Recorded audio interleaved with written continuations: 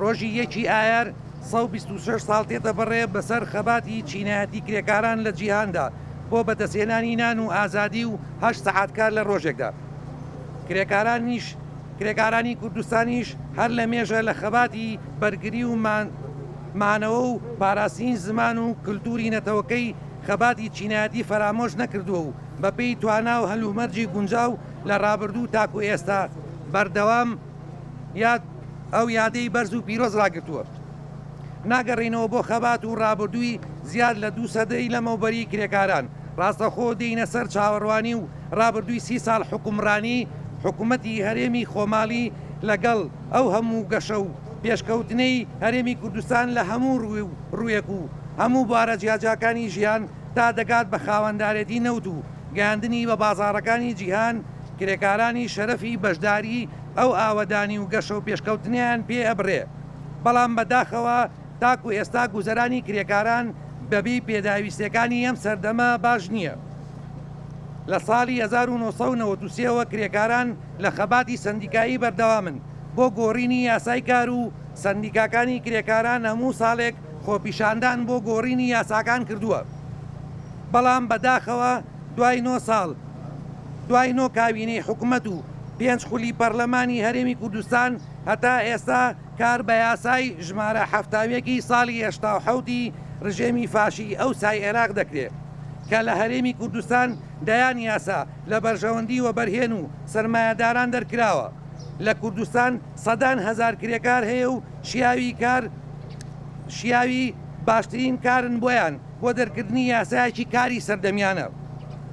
بۆیە لەگەڵ هەموو هەوڵەکانی سندیکای کرێکاران بەداکۆچی و بەدواداچوونی بەردەوام و پێشکەشکردنی یاداشت و لێدوانی ڕۆژنامەنووسی و گردبوونەوەی ناڕەزایی بەردەوام دەبین و لە یادی ئەم ساڵماندا کرێکاران دڵنیا دەکەینەوە کە ڕۆژ بە ڕۆژ زیاتر و سوورتر دەبین لەسەر داکۆچی لە مافەڕەواکانیان و حکوومەتی هەرێمی کوردستانیش ئاگادار دەکەینەوە کە هیچ پاساوێک نەماوە بۆ خۆدزینەوە لە جێبەجێکردنی داواکانی کرێکاران.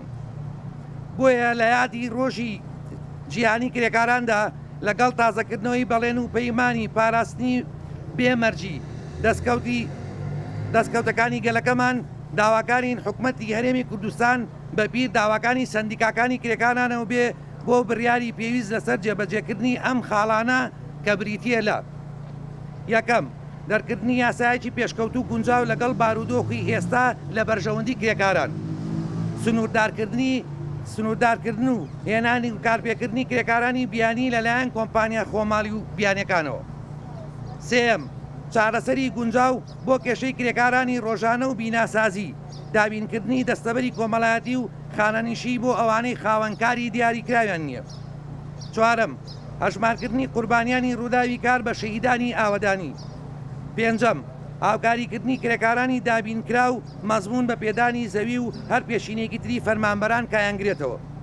شەشەم پابەندکردنی خاوەنکار بە گرێبەستی کار عەقدی عەمەل لەلایەن وەزارەت و هەموو بەڕێوەبەرایەتیە پەیوەندیدارەکانی وەبەرهێنانەوە. حەوتەم شۆفێرانی هێڵەکانی گواستنەوە و ئۆتۆمبیلی بارهەڵگری گشتی شۆفێری کرێکاری ڕۆژانەن و خزمەت دەکەن و دەبنە قوربانی، پێویستە مافی دەستەبەرکردن و خانەنشین بیانگرێتەوە. هەشتەم پێویستە داهاتی بەڕێوەبەرایەتی کار و دەستەبەری کۆمەڵایەتی بۆ پرۆژەی وەبەرهێنان بۆ خزمەتی کرێکاران بەکار بهێنرێ لە شارەکاندا. نۆیەم گەڕانەوەی ناسنامەی کرێکارانی دابینکراو. دەیەم چارەسەرکردنی ئەو کرێکارانەی لە کاتی کاردا تووشی ڕووداوی کار دەبن بەپێی پێویست لە دەرەوەی هەرێمی کوردستان. سەرکەوێ خەباتی چینایەتی کرێکاران بەرەو بەدیێنانی مافەکانمان درود بۆ گیانی پاچی قوربانیانی ڕووداوی کار.